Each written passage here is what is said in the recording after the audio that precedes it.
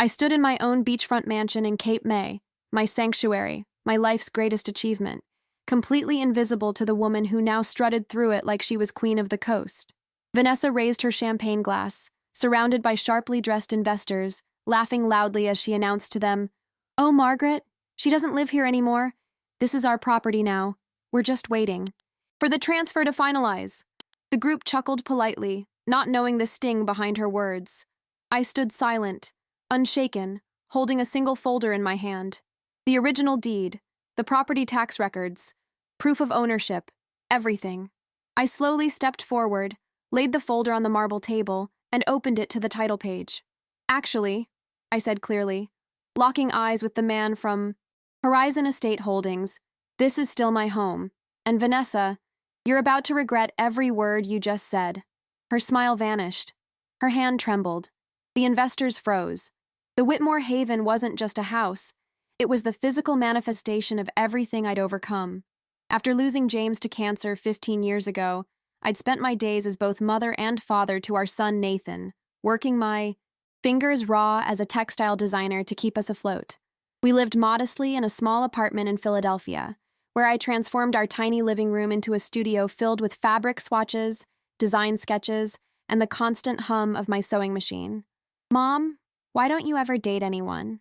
Nathan had asked me once when he was 16, watching me work late into the night on a commission. I'd smiled tiredly. "Because I'm already married to my dreams, sweetheart. Those dreams had a name. Cape May." James and I had visited the charming coastal town on our honeymoon, promising each other we'd retire there someday. After his death, that promise became my North Star. Every extra dollar, every bonus, every inheritance from my parents, all of it went into a special account labeled the Haven Fund. By the time Nathan graduated college, I'd built a respected name for myself in the textile industry. My designs adorned the windows and furniture of upscale homes across the East Coast. I'd turned grief into productivity, loneliness into creativity. And finally, at 62, I stood on an empty plot of land facing the Atlantic Ocean, watching as bulldozers broke ground on what would become the Whitmore Haven. "Are you sure about this, Mrs. Whitmore?" my architect had asked, concerned about a widow building such a substantial home alone. "It's quite an undertaking." "I've never been more certain of anything," I'd replied, feeling James's presence in the salt-tinged breeze. I oversaw every detail. The wraparound porch designed to catch both sunrise and sunset views, the kitchen with its enormous island where I imagined hosting family gatherings, the reading nook with floor-to-ceiling windows where the ocean would be my ever-changing backdrop. Each choice was intentional, each fixture selected with care. The house grew from the sand like a pearl forming around a grain of hurt, transforming pain into something beautiful. Nathan visited occasionally during construction, but he was building his own life in New York, working at a financial firm, and dating a woman he'd met at a networking event. I was proud of his independence, though I missed the closeness we'd shared during his childhood. Still, I imagined the Whitmore Haven would become our gathering place, where he could escape the city's stress, where grandchildren might someday build sandcastles. The house was completed on my 65th birthday. I hosted a small housewarming party, inviting a few close friends and, of course, Nathan, who brought his girlfriend Vanessa for the first time.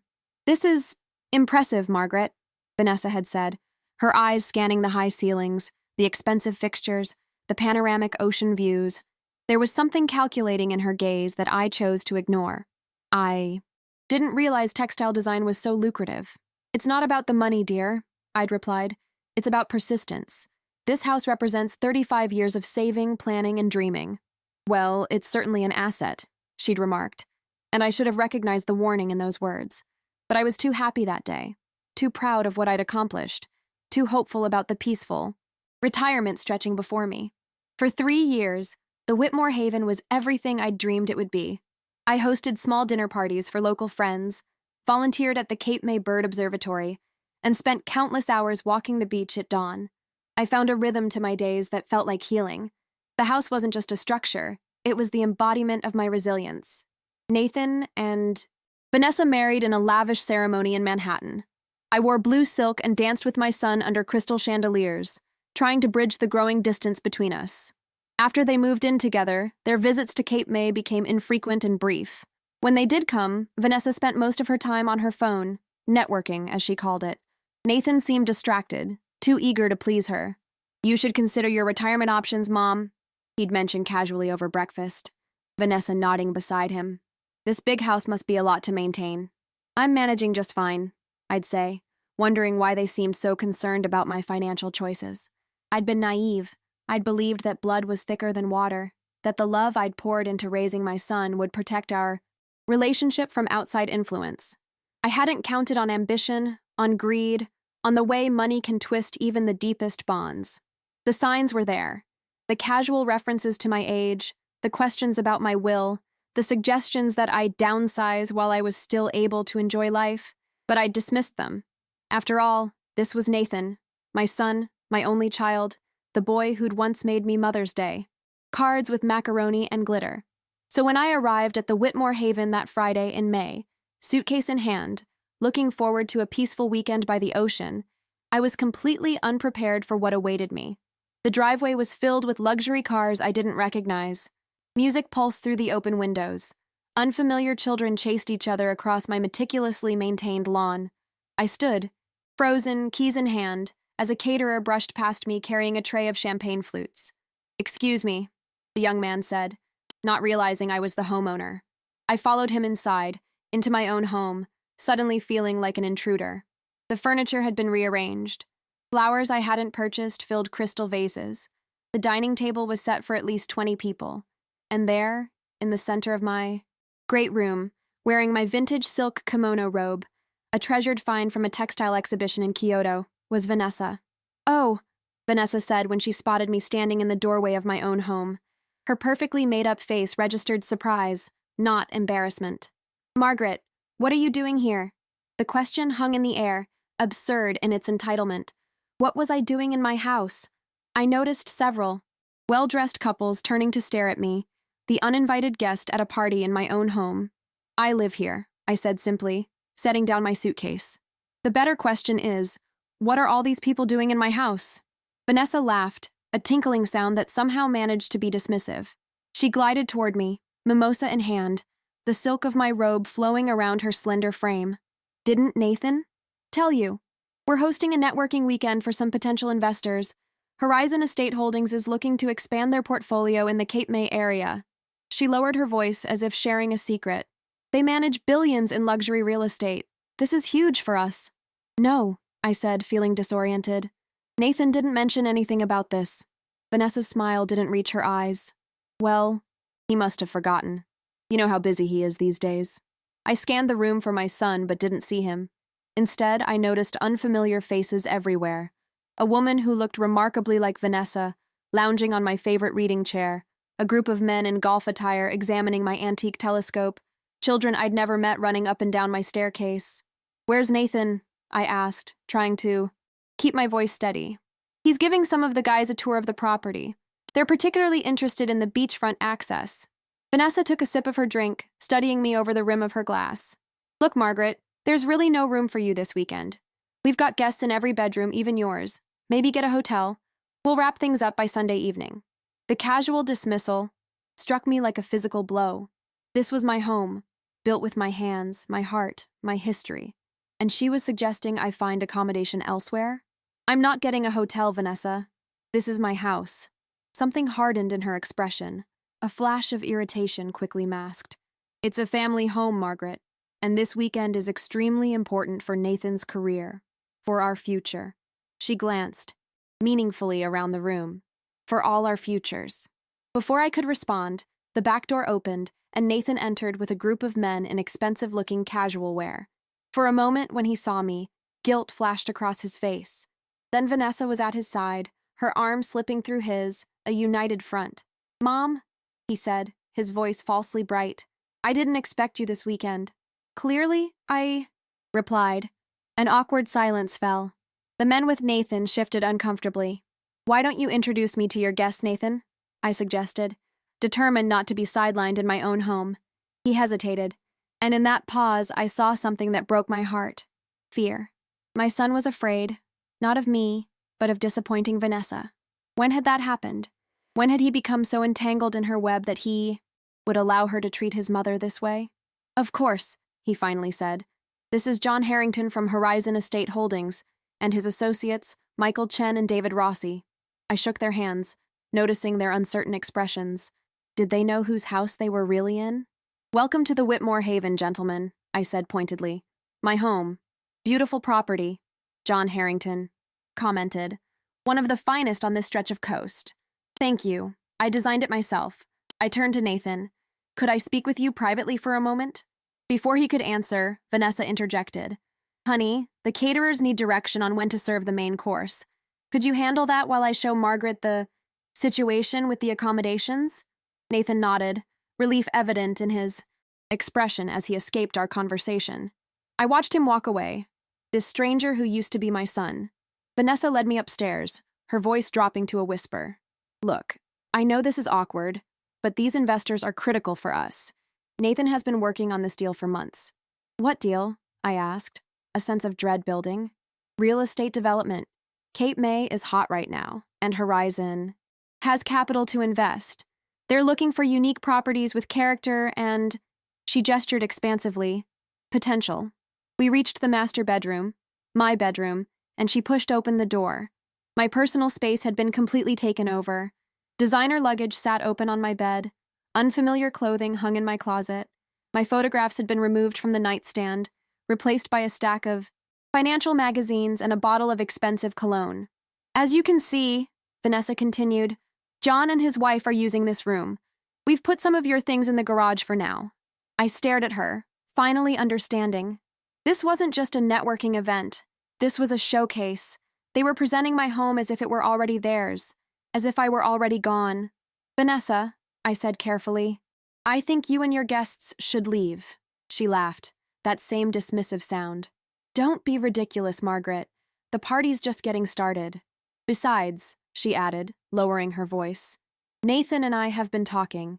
At your age, this place is too much for one person. All these stairs, all this maintenance. We're concerned about you. Are you? I asked, my voice quiet but firm. Of course. That's why we think it makes sense to transition the property into our names, for estate planning purposes. She smiled, all teeth and calculation. We're family, after all. In that moment, standing in my invaded bedroom, I realized that the home I had built as a sanctuary had become a target, and the people I had trusted most in the world were the ones holding the bow. After that, confrontation, I left my own home, dignity intact, but heart shattered. I drove to a small bed and breakfast in town, one I'd often recommended to visitors, but never imagined I'd stay in myself.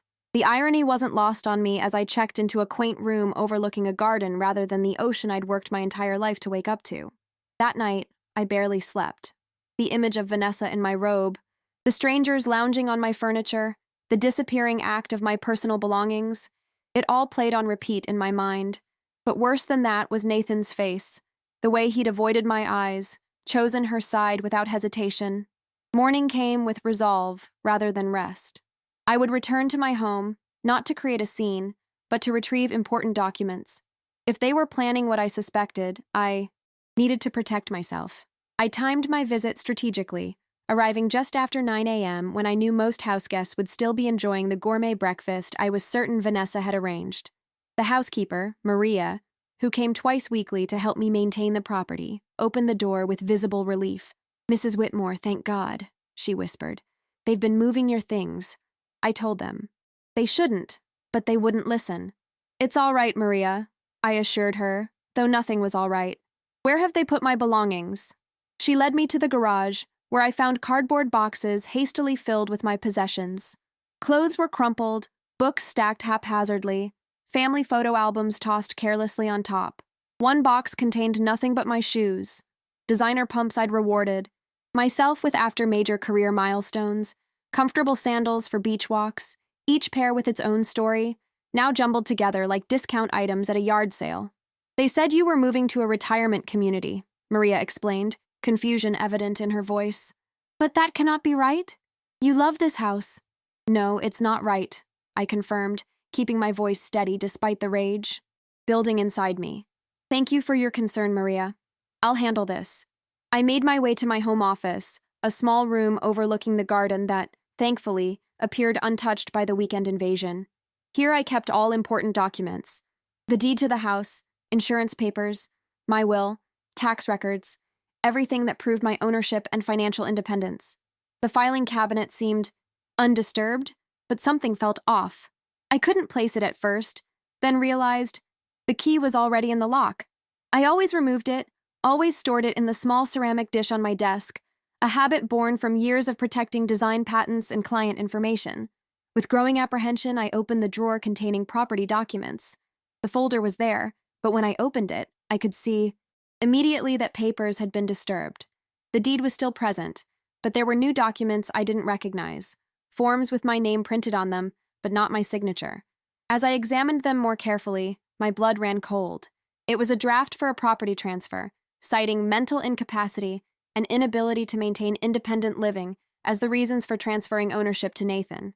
Attached was a medical evaluation I'd never undergone, from a doctor I'd never met, diagnosing me with early cognitive decline and poor decision-making capacity. My hands trembled as I read further. The document listed the Whitmore Haven's market value at $2.1 million, well below its actual worth in the current Cape May market. And there, in the margins, written in handwriting I recognized as Vanessa's, were the words, "Sell fast. Use funds to launch investment project." They weren't just planning to take my home. They were planning to sell it immediately, presumably to the very investors currently sleeping in my beds and admiring my views. I felt physically ill. This went beyond entitlement or presumption. This was fraud. They were attempting to declare me mentally incompetent to gain control of my property. How far would they have gone? Would Nathan have testified against his own mother? Would he have watched as I was forced from my home under false pretenses?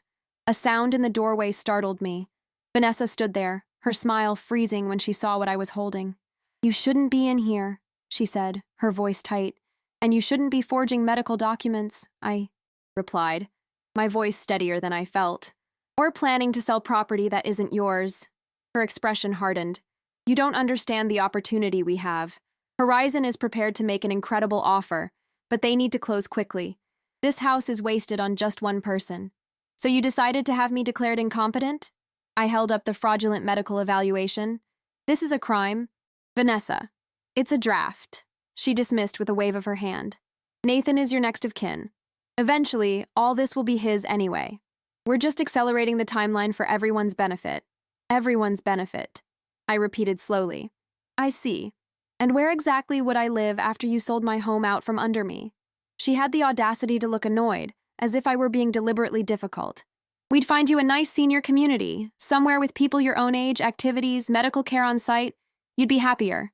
The condescension in her tone was breathtaking. This woman, who had known me for less than 5 years, presumed to know what would make me happy better than I did myself. "Get out of my office," I said quietly. "This is ridiculous. You're acting—" "Get out," I repeated, my voice now steel, "before I call the police and report the attempted fraud I've just discovered." Something in my expression must have convinced her I was serious. She retreated, but not before saying, "Nathan won't side with you on this. He understands what's at stake." After she left, I photographed every document with my phone, then placed the originals in my handbag. I wasn't going to leave anything important in this house until I had secured it legally. As I prepared to leave, I heard the murmur of voices from the deck. Through the window, I could see Nathan standing with John Harrington and several other men, gesturing toward the beach, the ocean, the horizon, my horizon. I slipped out without confronting him. That conversation needed to happen, but not here, not surrounded by the people he was conspiring with to take everything from me. As I drove away from the Whitmore Haven, grief warred with determination inside me. I had lost my husband too early. I wouldn't lose the dream we had built together to the greed of people who saw it as nothing more than a dollar sign. The Cape May County Courthouse stood solid and imposing, its stone facade a reminder that some things endure despite the changing tides around them. I sat in the waiting area outside the office of Thomas Gallagher, a family law attorney recommended by my longtime banker, Charles Preston. Charles and I had worked together for decades. He had helped me open the savings account that eventually funded the Whitmore Haven. When I'd called him in distress, explaining the situation, he hadn't hesitated. "You need Tom Gallagher," he'd said firmly.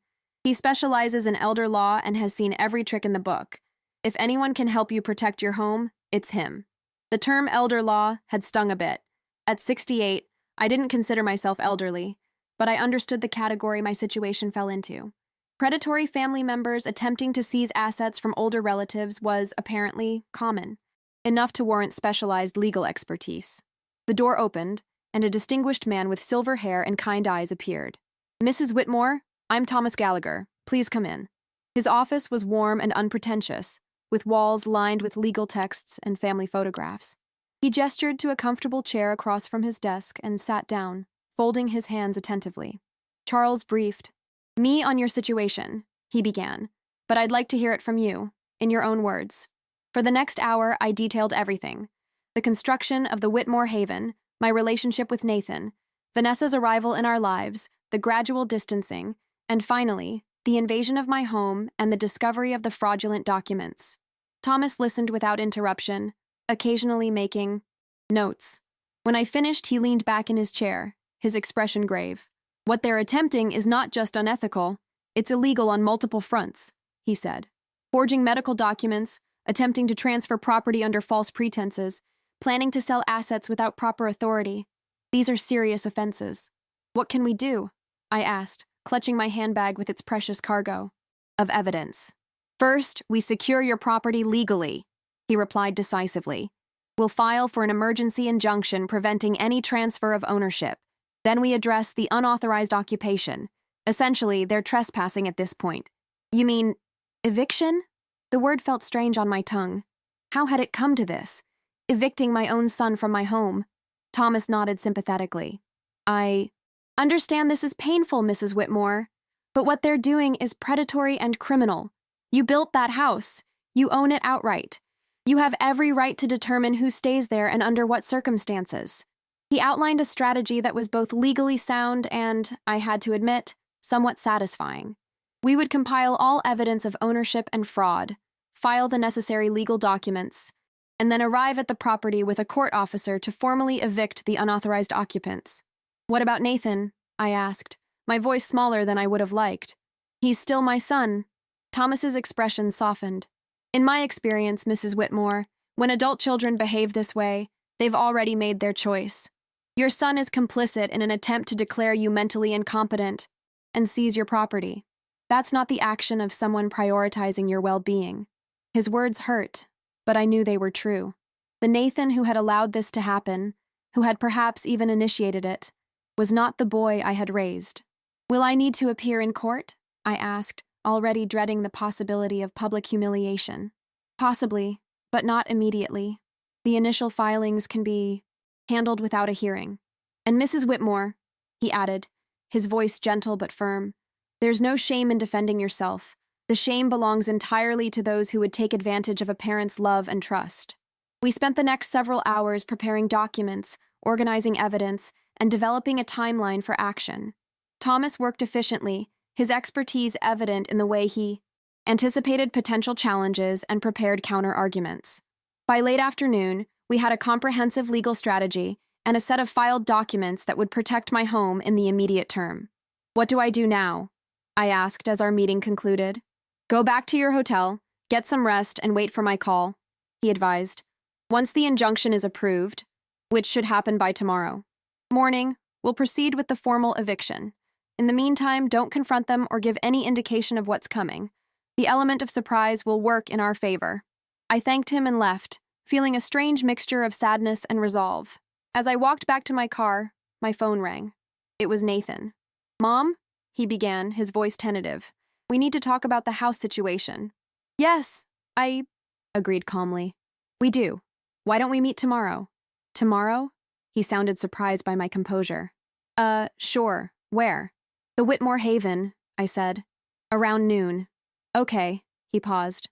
"Mom, I know this seems sudden, but Vanessa and I have been talking about this for a while. It really is for the best." "We'll discuss it tomorrow," I replied, not trusting myself to say more. As I ended the call, I realized something important. I wasn't angry anymore. The rage and hurt had transmuted into something stronger: determination. This wasn't just about a house. It was about standing up for myself, for the life I had built, for the principle that no one, Not even my own child had the right to decide my future for me. Thomas called that evening to confirm the injunction had been granted. "We're set for tomorrow at noon," he said. "I'll meet you at the property with a court officer. Be prepared for resistance, but remember, the law is on your side." That night, in my small hotel room, I slept soundly for the first time since the ordeal began. Tomorrow, I would reclaim not just my home, but my dignity. The next morning dawned bright and clear, the kind of perfect Cape May day that had drawn me to this coastal haven in the first place. I dressed carefully in a navy blue linen suit, professional, dignified, a visual reminder that I was not the doddering old woman they had tried to portray in those fraudulent documents. Thomas had advised me to wait for him and the court officer at a cafe near my property, to avoid any premature confrontation. As I sipped tea and watched the clock inch toward noon, I rehearsed what I would say to Nathan. Despite everything, he was still my son, the baby I had cradled, the child I had raised alone, the young man whose college graduation had filled me with such pride. How had we arrived at this moment? At precisely 11:45, Thomas's car pulled into the cafe parking lot. He emerged looking every inch the distinguished attorney in a tailored gray suit, accompanied by a uniformed court officer carrying an official-looking portfolio. "Are you ready, Mrs. Whitmore?"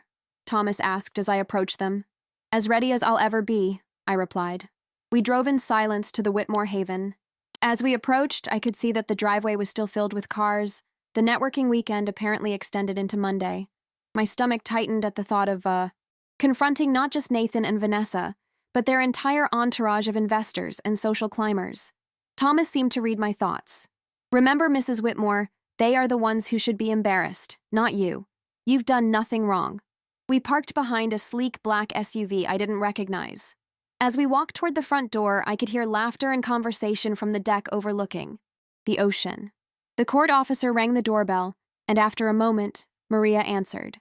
Her eyes widened when she saw me standing with two official-looking men. "Mrs. Whitmore," she said uncertainly. "Hello, Maria," I replied calmly. "Would you please inform Nathan and Vanessa that I'm here with my attorney?" She nodded and disappeared inside. Moments later, Vanessa appeared, her smile faltering when she saw Thomas and the uniformed officer. "Margaret," she said, her voice artificially bright. "We weren't expecting you until noon. Nathan is just wrapping up a discussion with the investors." "This is Thomas Gallagher, my attorney," I said, not bothering to introduce the court officer whose uniform spoke for itself. "And we're right on time." Vanessa's smile disappeared entirely. "An attorney? Really, Margaret, there's no need for such dramatics. This is a family matter." "It became a legal matter when you attempted to fraudulently transfer my property," I replied. "May we come in? Or would you prefer to conduct this on the doorstep in front of your guests?" She stepped aside reluctantly, her eyes darting from Thomas to the court officer with growing alarm. We followed her through the foyer and into the great room, where Nathan stood with John Harrington and several other men, documents spread across the dining table. Nathan looked up, surprise quickly replaced by guilt when he saw me accompanied by legal representation. "Mom," he began, "I thought we were meeting privately." "Plans change," I said, my voice steady despite the pain of seeing my son prepared to sell my home. Right under my nose. "Just as, apparently, ownership of property changes, at least in your and Vanessa's minds." John Harrington, ever the businessman, assessed the situation quickly. "Perhaps we should give the family some privacy," he suggested to his colleagues, gathering his papers. "Actually, Mr. Harrington, you might want to stay," Thomas interjected smoothly. "What we're about to discuss directly concerns your negotiations with these individuals." Harrington paused, a flicker of concern crossing his features. "What is this about?" Nathan demanded, his voice caught between anger and fear. Thomas stepped forward, opening his briefcase on the table. "My name is Thomas Gallagher. I represent Margaret Whitmore, the legal owner of this property." He placed a document on the table. "This is a court order prohibiting any transfer of ownership or occupancy of this property without Mrs. Whitmore's explicit, notarized consent." "This is ridiculous," Vanessa snapped. "We're family. We're looking out for Margaret's best interests." "By forging medical documents claiming she's mentally incompetent?" Thomas countered, placing the fraudulent evaluation on the table. "By planning to sell her home without her knowledge or consent?" He added the document with Vanessa's handwritten note. "These actions constitute elder abuse, fraud, and conspiracy to commit both." The color drained from Nathan's face as he stared at the evidence. Mom, You never what, Nathan? I asked quietly. Never planned to have me declared incompetent? Never intended to sell my home? Or never thought I'd find out? John Harrington was backing away from the table, distancing himself both physically and symbolically from the situation. I was led to believe this property was part of a family trust, he said stiffly, that Mrs. Whitmore had agreed to its sale. A common misrepresentation in these cases, Thomas noted. I suggest you verify ownership independently before pursuing any further negotiations. Harrington nodded curtly. Gentlemen, he said to his colleagues, I think we're done here. John, wait, Vanessa pleaded, her carefully constructed facade crumbling. This is just a misunderstanding. The property will be available. Ms. Peterson, the court officer spoke for the first time, his voice authoritative. I am here to serve an eviction notice. He removed an official document from his portfolio. By order of the Cape May County Court, all unauthorized persons must vacate this property immediately. Eviction? Nathan echoed, stunned. Mom, you're evicting us? The hurt in his voice nearly broke my resolve, but I remembered the boxes in the garage, my belongings treated like discards, the plans they had made without a thought for my welfare. You didn't leave. Me any choice, I said softly. You have 2 hours to collect your personal belongings and leave the premises, the court officer continued, addressing the room at large. Any remaining individuals after that time will be considered trespassing on private property, with legal consequences. John Harrington and his associates were already retreating, murmuring apologies, eager to distance themselves from the unfolding drama. Vanessa stood frozen, her careful plans disintegrating before her eyes. You've ruined everything, she hissed at me. No, Vanessa, I replied calmly. You did that yourself when you decided my home was yours to take. As the investors filed out, Nathan approached me, his expression a mixture of anger and desperation. Mom, you don't understand. This was a once-in-a-lifetime opportunity. Horizon was going to partner with us on a development project. We could have made millions. With my home as the collateral, I observed. With me discarded in some facility while you profited from everything I built. It wasn't like that, he insisted, but his eyes couldn't meet mine. Then what was it like, Nathan? Explain to me how declaring your mother mentally incompetent without a single medical evaluation was an act of love. He had no answer. Thomas touched my arm gently, a silent reminder that we had accomplished our legal objective. The battle was won. There was no need to prolong the emotional warfare. 2 hours, the court officer reminded everyone. I'll remain on the premises until the evacuation is complete. As Nathan and Vanessa retreated upstairs, presumably to pack, I stood in my great room, looking out at the ocean that had called to me for so many years. The view was the same, but everything else had changed. The haven I had created was now tainted by betrayal, the peace I had sought disturbed by the knowledge that my own son had been willing to sacrifice me for financial gain. Would you like me to stay? Thomas asked kindly. I shook my head. No, thank you. I need to do this part alone. For the next 2 hours, I sat in my favorite chair, watching as strangers gathered their belongings and left my home. Some glanced at me curiously, others avoided eye contact altogether. Vanessa's family members shot me venomous looks as they departed. I remained composed, determined not to give them the satisfaction of seeing me break. Nathan and Vanessa were the last to leave. She stormed past me without a word, dragging her designer luggage behind her. Nathan paused at the door, looking back at me with an expression I couldn't quite decipher. I never wanted to hurt you, he said. And yet you did, I replied simply. He nodded, accepting this truth at last, and then he was gone. The court officer completed his paperwork, ensured the property was secure, and departed with a respectful nod. Thomas squeezed my shoulder supportively before following him out, and then finally, I was alone in the Whitmore Haven. The house was quiet, the invaders gone. But as I looked around at the space that had once been my sanctuary, I realized that reclaiming the physical structure was only the beginning. The harder task would be rebuilding the sense of peace that had been shattered by those I had trusted most. The days following the eviction passed in a blur of practical tasks. I changed every lock in the house, installed a security system with cameras monitoring all entry points, and had Maria help me clean away all traces of the unauthorized occupation. We stripped beds, laundered linens, rearranged furniture to its original position, I threw away the robe Vanessa had worn. No amount of cleaning could remove the memory of her parading in it. Thomas called daily to update me on the legal proceedings. Nathan and Vanessa had been charged with attempted fraud, and a court date had been set for their hearing. Horizon Estate Holdings had issued a formal apology and distanced themselves from the couple, their statement emphasizing that they had been misled about the ownership situation. The story has caught some attention in local real estate circles, Thomas informed me during one call. Apparently, John Harrington shared his version of events with colleagues. Social climber tries to flip her mother-in-law's beach mansion behind her back, is how one blog phrased it. I felt no satisfaction in this. Public humiliation. Only sadness that it had come to this. Still, there was a certain justice in the fact that their scheme had not only failed, but backfired spectacularly. According to Thomas, Vanessa and Nathan had lost all credibility with the investor group they had been so desperate to impress. What I didn't expect was the phone call from Nathan 2 weeks after the eviction. "Mom?" His voice sounded strained when I answered. "Can we talk?"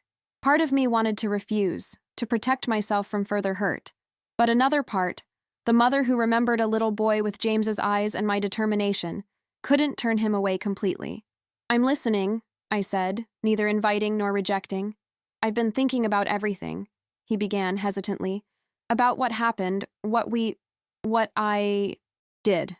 I remained silent, waiting. "It was wrong," he continued. "All of it. The documents, the plans to sell without telling you, letting Vanessa treat you that way in your own home. I got caught up in the potential of the deal, in the lifestyle Vanessa wanted. I lost sight of what was right." "Yes," I agreed simply. "You did. I want to make amends," he said, a note of desperation entering his voice. "Tell me how to fix this." I closed my eyes, feeling the weight of his request. How do you repair such a fundamental breach of trust? How do you forgive someone for attempting to erase you from your own life? "I don't think this can be fixed quickly, Nathan," I said finally. "What you and Vanessa tried to do, it wasn't just about the house. It was about seeing me as disposable, as an obstacle to your ambitions rather than as a person, as your mother." "I know," he admitted, his voice breaking slightly, "and I'll regret it for the rest of my life. But Mom, the kids miss you. Lily asks about her grandmother every day. Maybe someday we can be a family again." His words stirred something in me. Not forgiveness, not yet, but perhaps the first seed of a path toward it. My grandchildren were innocent in all this. Did I have the right to separate myself from them because of their parents' actions? "I need time, Nathan," I said. "And if we ever rebuild our relationship, it will be on different terms. I won't be taken for granted again. I won't be manipulated or made to feel that my existence is inconvenient."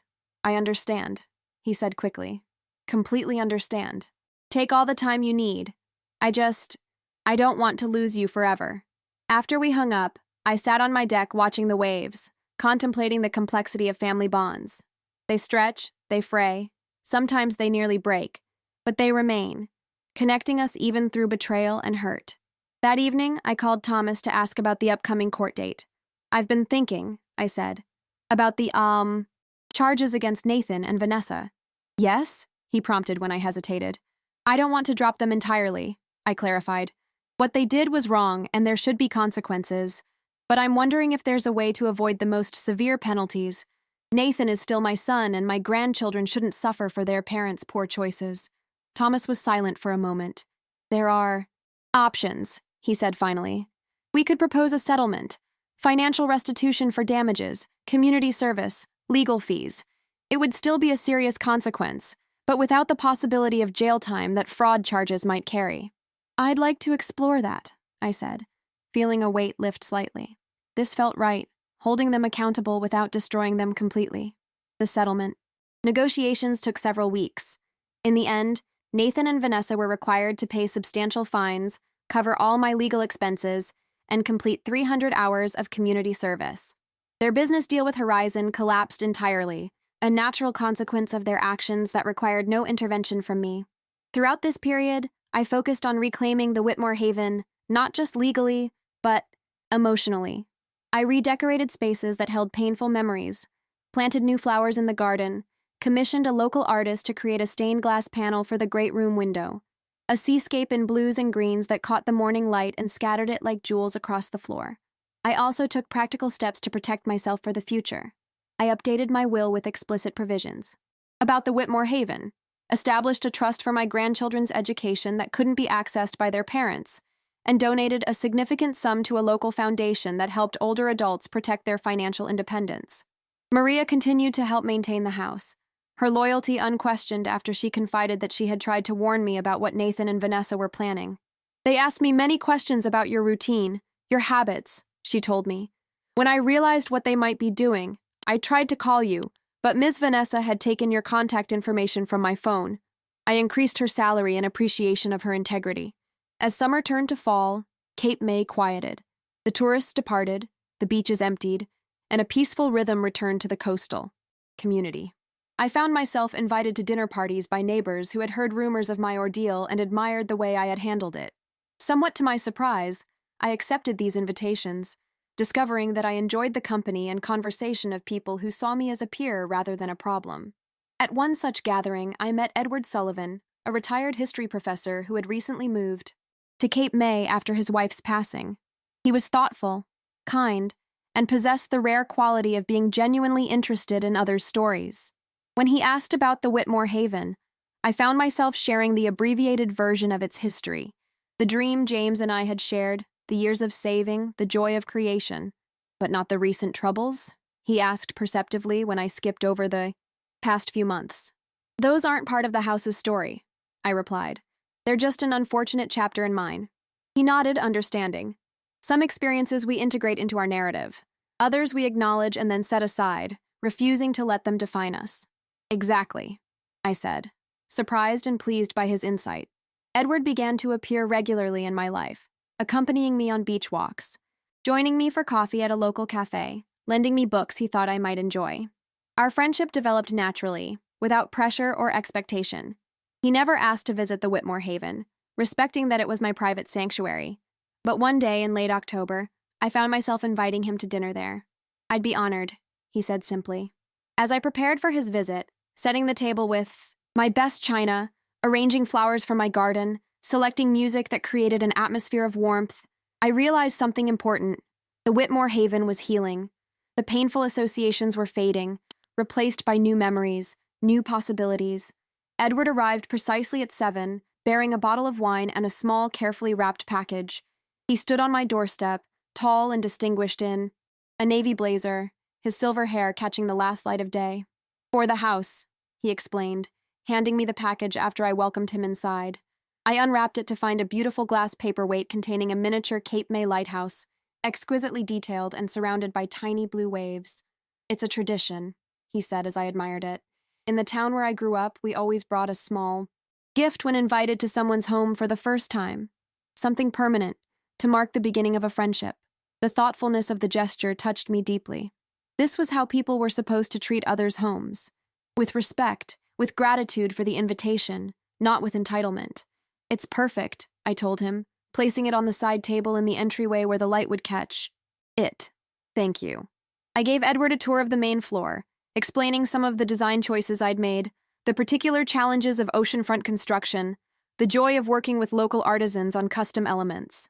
You speak about this house the way artists speak about their masterpieces, he observed as we stood in the great room, the stained glass seascape now illuminated by the setting sun, with both pride and a sense of wonder that you created it. It is my masterpiece, I admitted. Not just the structure, but what it represents. Perseverance, independence, creating beauty from loss. Over dinner, we talked about everything and nothing. His years teaching at Princeton, my career in textile design, books we'd loved, places we'd traveled, the particular charm of Cape May in the off-season. The conversation flowed easily, punctuated by comfortable silences that neither of us felt compelled to fill. As we lingered over coffee and dessert, Edward asked gently, "May I inquire about the unfortunate chapter you mentioned? Not to pry, but I've heard rumors, and I'd rather know the truth from you." I hesitated, unsure how much I wanted to share, but there was something so genuine in his interest, so free of judgment, that I found myself telling him the whole story. From the moment I'd walked in on Vanessa's party, to the legal settlement, and Nathan's attempted reconciliation. "How extraordinary," he said when I finished. "Not their behavior, Sadly, I've seen similar situations among colleagues and friends. What's extraordinary is your response. You defended yourself, without becoming bitter, held them accountable without seeking revenge. His observation startled me. I hadn't thought of my actions in those terms, but he was right. Despite the hurt and betrayal, I hadn't wanted to destroy Nathan and Vanessa, just stop them from destroying me. It would have been easy to pursue the harshest penalties, I acknowledged. Part of me wanted to, but that wouldn't have brought me peace. No, he agreed. Vengeance rarely does. He paused, then added, May I ask about your relationship with your son now? Are you working toward reconciliation? Slowly, I said. We speak occasionally. I've seen my grandchildren twice, in neutral locations. Nathan comes alone, without Vanessa. He seems genuinely remorseful, but trust, once broken, is difficult to rebuild.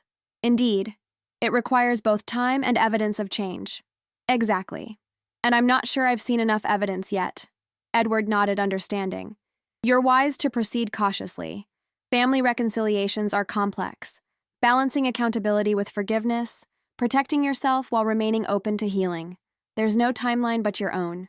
His validation of my approach was deeply comforting. So many well-meaning friends had urged immediate forgiveness, complete reconciliation, as if maintaining boundaries was somehow ungenerous. Edward seemed to understand that true healing couldn't be rushed. As the evening drew to a close, he helped me clear the table, insisting despite my protests that guests should contribute. At the door, he took my hand lightly. Thank you for sharing your home and your story with me, Margaret. Both are beautiful in their strength. After he left, I stood on my deck watching the moonlight on the water, feeling a gentle optimism I hadn't experienced in months. The Whitmore Haven had been violated, but it was still mine. My life had been disrupted, but it was continuing, perhaps even expanding in unexpected directions. The next morning, I received a call from Thomas with an update on the legal proceedings. The settlement has been officially accepted by the court, he informed me. Nathan and Vanessa have paid the fines and begun their community service. Additionally, I've filed the enhanced security measures for your property that we discussed. The trust designation, the power of attorney limitations, everything to ensure this can't happen again. Thank you, Thomas. You've been invaluable through all of this. Just doing my job, he replied modestly. But I must say, it's been particularly satisfying to help someone who stands up for herself with such dignity. Too many of my elderly clients feel powerless against family pressure. His words reminded me of something I'd been considering. Thomas, I've been thinking about using some of my resources to help others in similar situations. Not everyone has the financial means to fight back the way I did. That's a wonderful idea, he said warmly. Actually, I sit on the board of the Coastal Seniors' Rights Foundation. We provide legal assistance and advocacy for older adults facing exploitation. We're always looking for supporters who understand the issues firsthand. By the end of our conversation, I had committed to both a substantial donation and volunteering my time. The idea of transforming my painful experience into something that might help others felt right, a way of reclaiming purpose from pain. As fall deepened into winter, I established new patterns for my life at the Whitmore Haven. Weekly dinners with Edward became a cherished ritual. I joined a book club at the local library.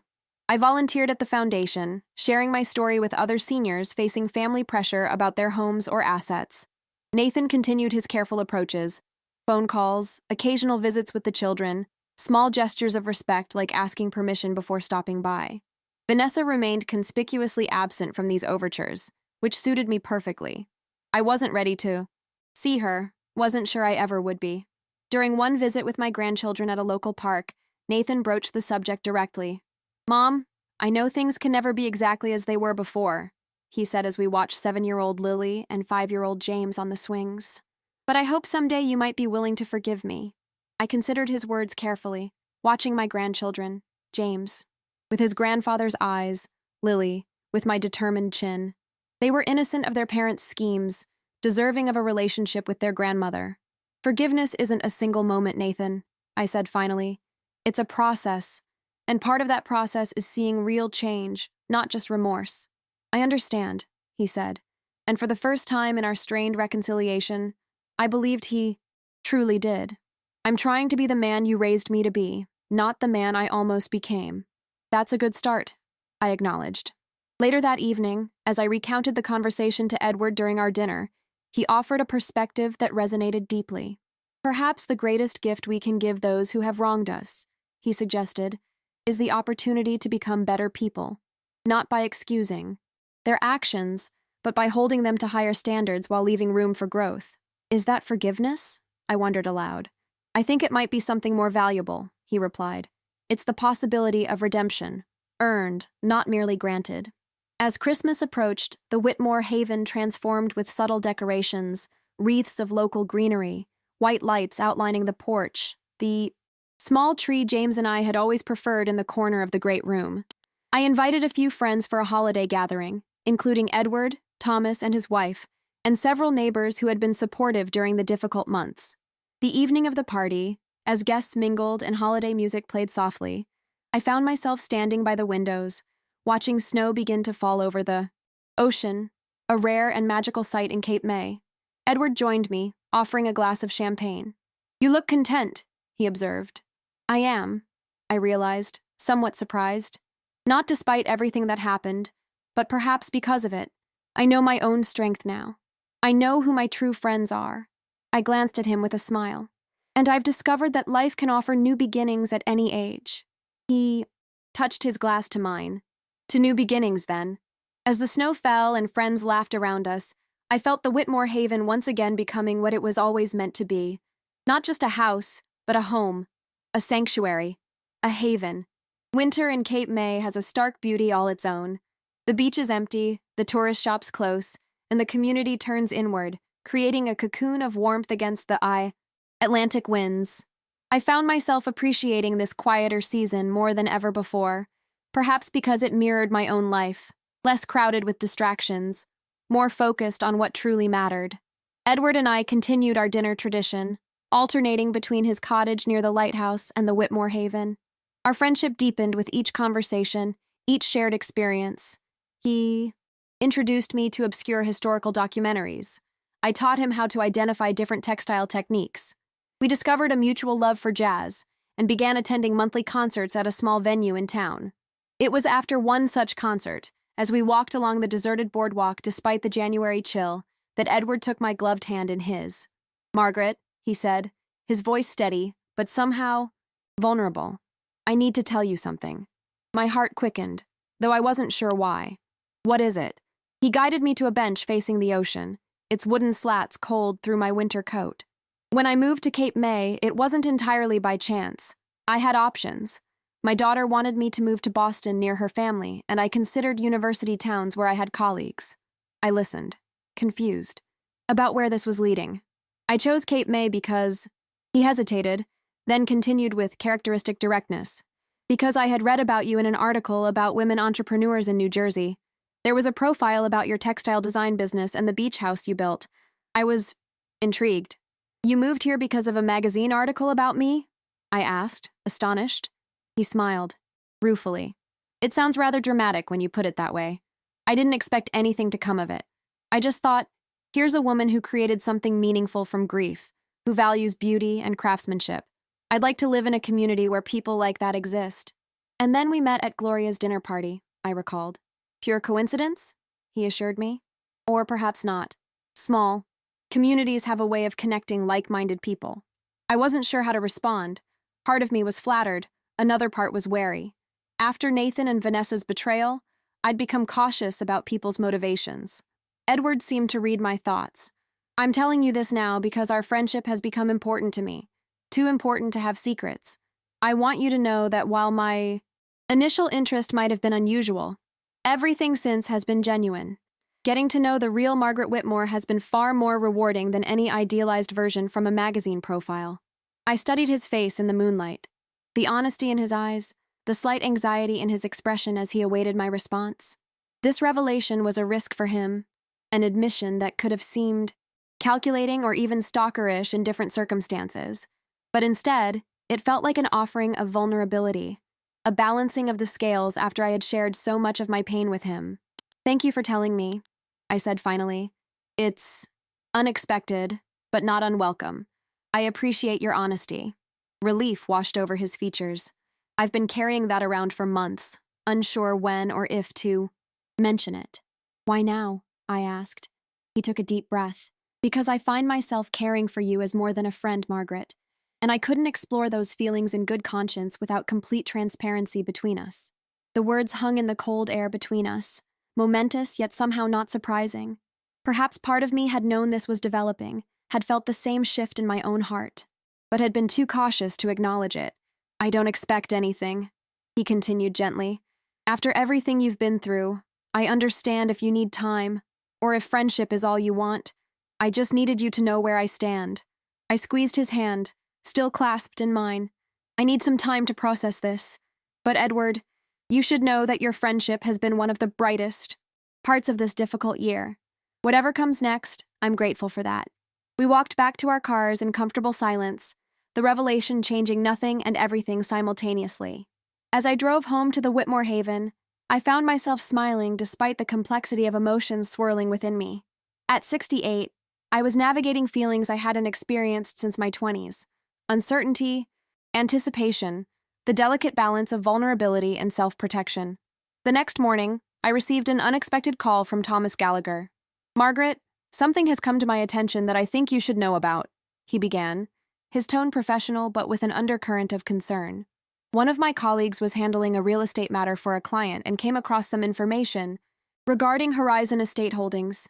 I sat down, suddenly alert. "What about them?" "It seems they're involved in a rather aggressive development plan for the Cape May beachfront. They've been quietly acquiring properties along your stretch of coast through various shell companies. The eventual goal appears to be a large-scale luxury resort complex." "And this relates to me how?" I asked, though I was beginning to see the connection. "Your property would be central to their planned development, prime oceanfront with the proper zoning already in place. Based on the documents my colleague has seen, Horizon had been trying to acquire several key properties, including yours, for nearly 2 years before their approach through Nathan and Vanessa." The revelation hit me like a physical blow. This hadn't been a sudden opportunity that tempted my son and daughter-in-law into poor choices. This had been a calculated plan, likely in motion for months before that weekend invasion of my home. "Are you suggesting they deliberately targeted Nathan and Vanessa?" I asked, trying to process the implications. "I can't prove it," Thomas replied carefully, "but the timing is suspicious. Horizon specifically sought out younger family members of elderly property owners along that stretch. In at least 2 other cases, they approached adult children rather than the actual homeowners, presenting partnership opportunities that would require transferring property ownership." "A pattern," I murmured. "Exactly. And in those other cases, the elderly parents were eventually persuaded, or pressured, to sign over their properties. You were the only one who fought back successfully." After the call ended, I sat motionless, staring out at the ocean that so many seemed determined to take from me. The revelation cast Nathan and Vanessa's actions in a slightly different light. Not excusing them, they had still been willing participants, but suggesting they might have been manipulated by professionals who knew exactly which buttons to push, which insecurities to exploit. I needed to think, to process this new information away from the house that had become both my sanctuary and the center of so much conflict.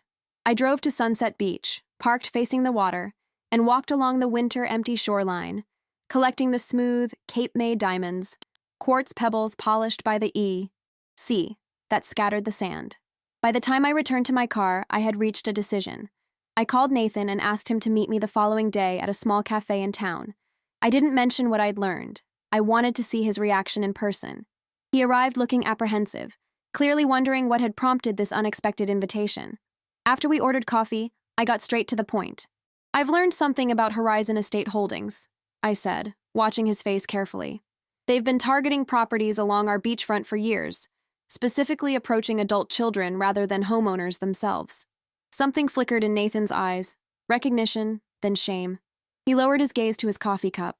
"When did they first contact you, Nathan?" I asked quietly. "And I want the truth this time." He was silent for a long moment, then sighed heavily. "About 8 months before that weekend. John Harrington approached me at a financial conference in New York. He mentioned they had identified several underutilized properties in Cape May with development potential. He asked if I had connections to any beachfront property owners." "And you told him about the Whitmore Haven?" Nathan nodded miserably. "At first, it was just conversation. He talked about investment opportunities, partnership potential, how they could help transition properties to more productive use while ensuring the original owners were taken care of. And at what point did taking care of me turn into declaring me mentally incompetent? I asked, keeping my voice level despite the anger rising within me. That wasn't the original plan, Nathan insisted, finally meeting my eyes. At first, they talked about offering you a luxury condo in the new development, plus cash. But when we mentioned it hypothetically, you were so adamant about never selling, so you decided to take the choice away from me. Vanessa did, he said quickly, then caught himself. No, that's not fair. We both did. But it was Harrington who suggested the competency angle. He said it happened all the time with elderly parents who couldn't see the bigger picture. He even recommended the lawyer who drafted those documents. I absorbed this information silently. It aligned with what Thomas had told me. A systematic approach to acquiring properties by whatever means necessary. Why are you telling me this now? Nathan asked finally. Because I needed to understand the full picture, I replied. And because I wanted to see if you would tell me the truth when confronted directly. Nathan's confession about Horizon's predatory tactics lingered with me for days. While it didn't excuse his actions, it provided context that helped me understand how my son, the boy I'd raised, to be honest and kind, had been drawn into such a scheme. Professional manipulators had identified him as a vulnerable target, exploiting his ambition and Vanessa's materialism to turn them against me. After careful consideration, I contacted Thomas again. I want to look into Horizon's practices more thoroughly, I told him. If they're systematically targeting elderly homeowners through their adult children, people need to know. Thomas was immediately supportive. I had the same thought. My colleague has already gathered some documentation, and we could potentially bring this to the attention of the State Attorney General's office. Predatory real estate practices targeting seniors is something they take very seriously. Over the next several weeks, I worked with Thomas and several other affected homeowners to compile evidence of Horizon's methods. We discovered a pattern of misleading approaches, pressure tactics, and, in at least 2 cases, questionable documentation similar to what had been prepared for me. The more we uncovered, the more obvious it became that this was a deliberate corporate strategy, not isolated incidents. One evening, as Edward and I were discussing these developments over dinner at the Whitmore Haven, he posed a thoughtful question. What do you hope to achieve with this investigation, Margaret? Is it justice, prevention of future harm, or something else? I considered his question carefully. All of those things, I suppose, but also clarity. For myself and for Nathan. I want to understand exactly what happened and why. He nodded. And once you have that clarity, what then? Particularly regarding your relationship with Nathan. I don't know, I admitted. Part of me wants to forgive him, to believe he was manipulated. Another part still feels the betrayal too deeply. Edward reached across the table, covering my hand with his. Whatever you decide will be right for you. Just remember that forgiveness, when you're ready for it, is a gift you give yourself as much as others. His words stayed with me as the investigation into Horizon progressed. Thomas and his team had gathered enough evidence to present a compelling case to the authorities. When the State Attorney General's office agreed to pursue the matter, I felt a weight lift that I hadn't realized I was carrying. The investigation became public knowledge when several news outlets picked up the story. Luxury developer accused of targeting seniors through family members, read one headline. Cape May homeowners fight back against predatory tactics, declared another. John Harrington attempted to contact me directly when the news broke, but Thomas intercepted the call. Mr. Harrington is very eager to discuss a mutually beneficial resolution, Thomas reported with undisguised disdain. I informed him that all communication should go through legal channels. Within days, Horizon Estate Holdings issued a public statement denying any systematic wrongdoing while announcing the retirement of several executives, including John Harrington. They also initiated settlement discussions with the Attorney General's office, clearly hoping to resolve the matter quietly. But the damage to their reputation was done. More homeowners came forward with similar stories, and Horizon's carefully cultivated image as a luxury developer crumbled under scrutiny. Their Cape May development plans were indefinitely shelved. As these events unfolded, Nathan called me almost daily, offering information, apologizing repeatedly, and trying to make amends. His eagerness to help with the investigation seemed genuine, as did his remorse. During one such call, he revealed something that surprised me. Vanessa and I are in counseling, he said tentatively. both couples therapy and individual sessions. It's been eye-opening. In what way? I asked, curious despite myself. I've had to confront some hard truths about myself, he admitted. How easily influenced I've been by status and money. How I let Vanessa's priorities become mine without question. How I betrayed the values you raised me with. His self-awareness was unexpected and, I had to admit, encouraging. That sounds like important work, Nathan. It is, he agreed. And there's something else. Vanessa wants to apologize to you in person. When you're ready, of course, he added, hastily. She's doing her own work in therapy, recognizing how her background and insecurities drove her actions. I wasn't sure I was ready to face Vanessa, but I appreciated that they were both taking responsibility, rather than continuing to blame each other or circumstances. I'll think about it, I promised, and I meant it. The resolution of the Horizon investigation came more swiftly than expected. Faced with mounting evidence and public backlash, the company agreed to a substantial settlement that included financial compensation for affected homeowners, funding for senior protection programs, and stringent monitoring of their business practices for the next 5 years. At Thomas's office, as we reviewed the final settlement terms, he smiled across his desk at me. You know, Margaret, you've become something of a local hero. Standing up to Horizon not only protected your own home, but has now helped dozens of other seniors secure theirs. I shook my head, uncomfortable with the praise. I just did what anyone would do. But that's just it. Most people don't. They feel powerless against corporations, or they trust family members who may not have their best interests at heart. Your willingness to fight made all the difference.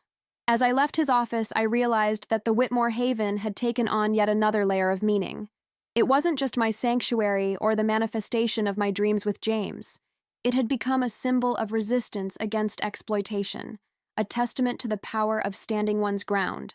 That evening, I invited Edward to walk with me along the beach. As we strolled side by side, the February wind whipping around us, I felt a sense of completion, of cycles ending and beginning. The Horizon matter is settled, I told him. The legal part, at least. And the personal part? He asked gently. That's what I wanted to talk about, I said, stopping to face him. I've decided to meet with Vanessa, to hear what she has to say. Edward's eyebrows rose slightly. That's a significant step. It is, I agreed. But necessary, I think, for my own peace of mind, if nothing else. And I'm considering allowing Nathan and the children to visit the Whitmore Haven again. Not Vanessa, not yet. But the children shouldn't be separated from their grandmother or from a place that should represent family heritage, not conflict. You have a generous heart, Margaret, Edward said, his eyes warm with admiration. Not always, I admitted. This hasn't been an easy decision, but holding on to anger is exhausting, and it doesn't serve the future I want to create. We walked a bit further, comfortable in the silence between us. Then I turned to him again, reaching for his hand. Speaking of the future, I said, I've been thinking about what you told me that night on the boardwalk. His expression grew attentive, perhaps a bit anxious. Yes? I've had time to process it, as I said I needed, and I've realized something important. At our age, time is too precious to waste on unnecessary caution. I squeezed his hand. I care for you too, Edward, more than as a friend, and I'm ready to explore what that might mean for us. The smile that spread across his face was like sunrise breaking over the Atlantic. He drew me closer, and there on the winter beach, with the waves crashing beside us, he kissed me, gently, tenderly, a promise of possibilities. As we walked back to the Whitmore Haven, hand in hand, I felt a profound sense of rightness. Life hadn't turned out as I'd planned. The sanctuary I'd built had been violated. Family bonds had been tested. Trust had been broken. But from those fractures, new strength had emerged. In me, in my relationships, in my understanding of what truly mattered. Spring came early to Cape May that year, as if nature itself was affirming the new beginnings taking shape in my life. The garden at the Whitmore Haven burst into color. Daffodils, tulips, cherry blossoms, creating a riot of renewal against the backdrop of the ever-constant sea. On a mild April morning, I stood on my deck waiting for Nathan to arrive with Lily and James. This would be their first visit to the house since the confrontation over a year ago. I had prepared carefully, their favorite cookies in the oven, art supplies set up on the porch table, beach toys ready for inevitable explorations along the shore.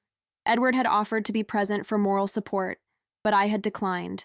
This reunion needed to happen on its own terms, without additional observers. Still, he waited at his cottage nearby, ready to join us later if all went well. Nathan's car pulled into the driveway precisely at the arranged time. I watched as he helped the children out, speaking to them quietly, preparing them, I imagined, for the significance of this visit.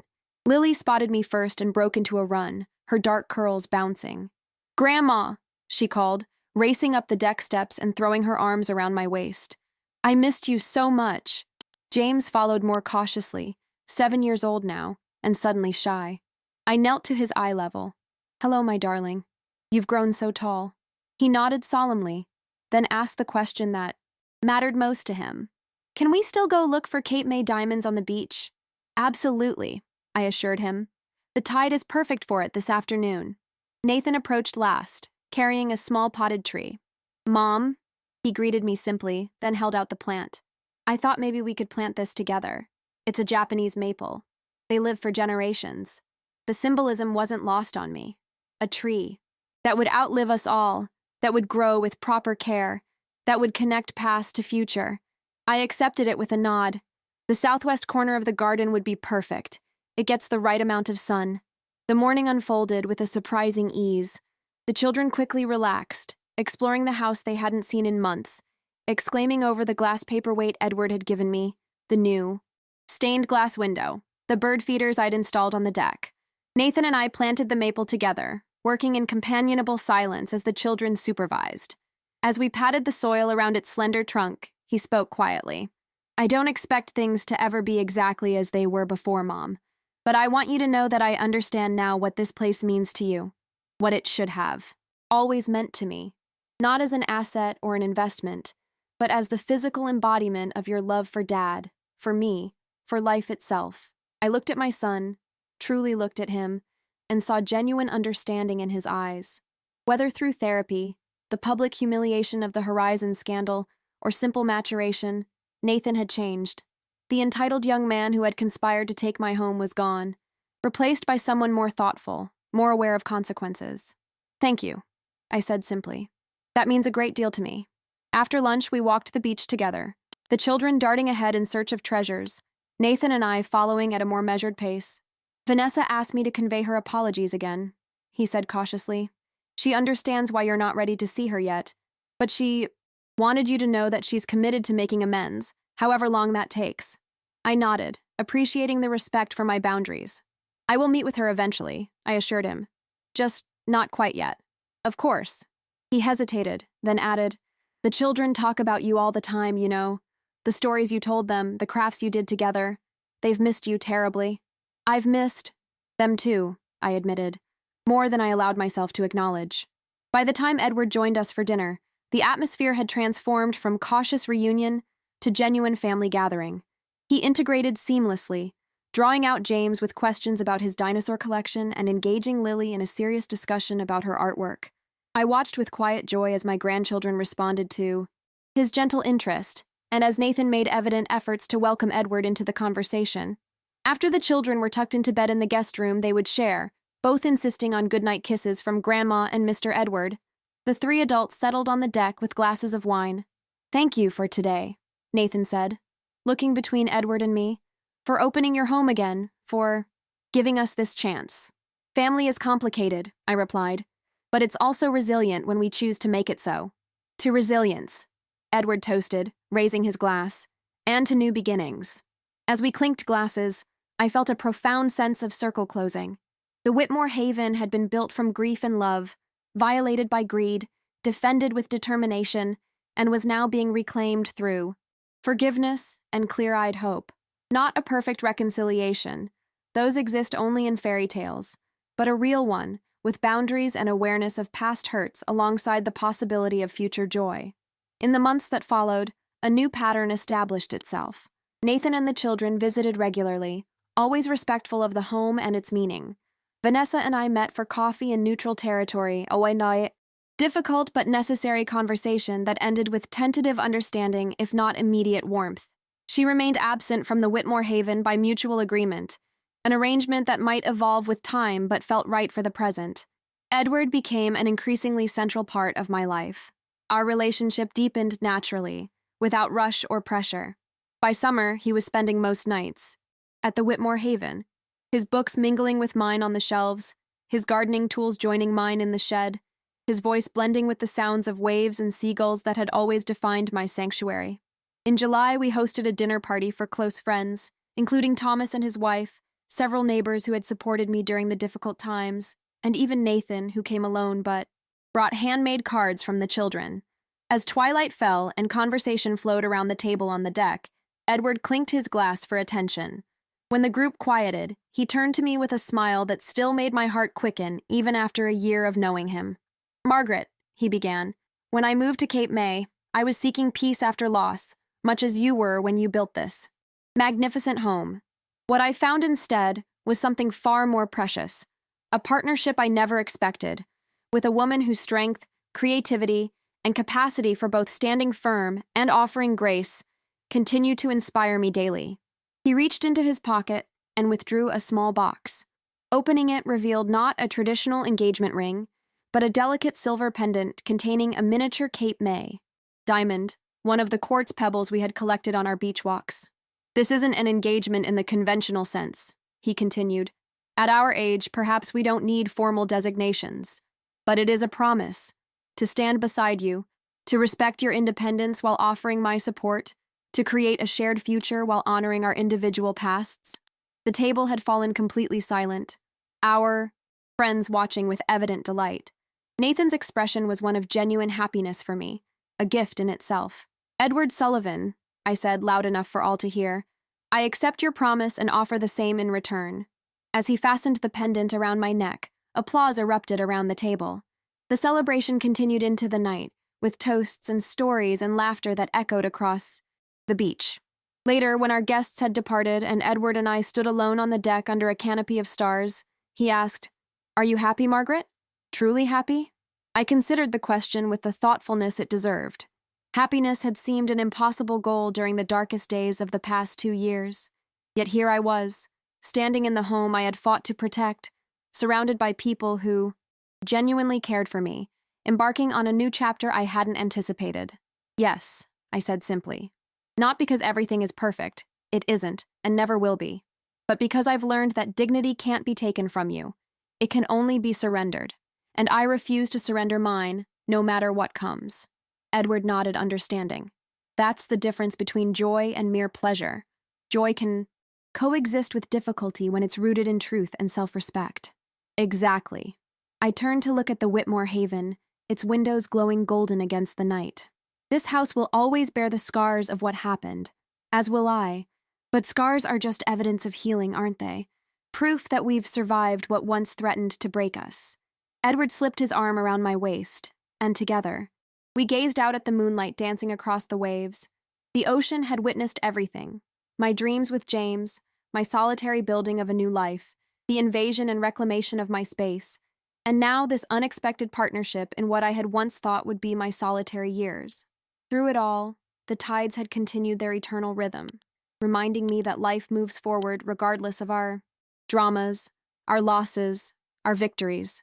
The wisdom lay in moving with it gracefully, neither clinging to the shore nor allowing oneself to be swept away. "When people mistake silence for weakness," I murmured, "they forget that silence can also be strategy. And when the storm breaks, the quiet woman often holds the loudest power." "Your power," Edward said softly, "lies not in wealth or property or even in standing up to those who wronged you. It lies in your capacity to rebuild, not just houses, but hope." As we stood there, wrapped in the peaceful night and each other's presence, I knew that the Whitmore Haven had fulfilled its purpose beyond anything I could have imagined when I first dreamed it into being. It had become not just a house by the sea, but a testament to resilience, a shelter for new beginnings, a true haven for the heart. In the end, that was the greatest victory of all. Not the legal win against Horizon, not the satisfaction of publicly exposing their tactics, not even the gradual reconciliation with Nathan. The true triumph was discovering that at 69 years old, I was still capable of growth, of love, of creating a life that honored both past and future. The House that grief built had become the home that joy restored, and in that transformation lay all the meaning I would ever need.